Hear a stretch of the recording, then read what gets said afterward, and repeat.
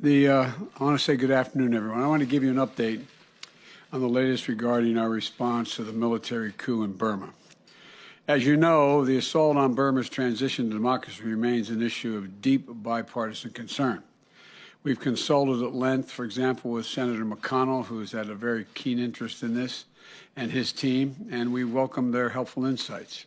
We've also been in close contact with our allies and partners around the world, particularly in the Indo-Pacific region, driving vigorous diplomatic outreach to help coordinate an international response to what happened.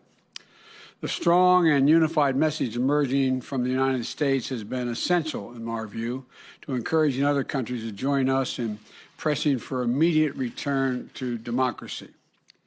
Last week, the United States helped bring together the UN Security Council, which issued a strong statement in support of Burmese democracy. And this week, we will use our renewed engagement on the Human Rights Council to strengthen the world's commitment to human rights in Burma. Today, I again call on the Burmese military to immediately release the democratic political leaders and activists and that they're now detaining, including Aung San Suu Kyi, and also Win Myint, the president.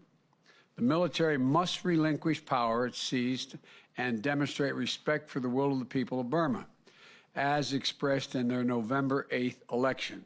So today, I'm announcing a series of actions that we're taking to begin imposing consequences on the leaders of the coup. The U.S. government is taking steps to prevent the generals from improperly having access to the $1 billion in Burmese government funds held in the United States.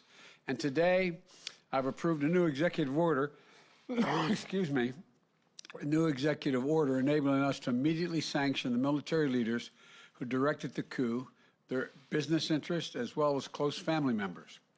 We will identify at first round of targets this week, and we're also going to impose strong exports controls.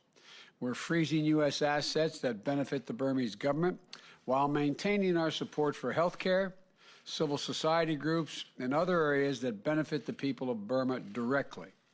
And finally, as protests grow, violence against those asserting their democratic rights is unacceptable, and we're going to keep calling it out. The people of Burma are making their voices heard, and the world is watching.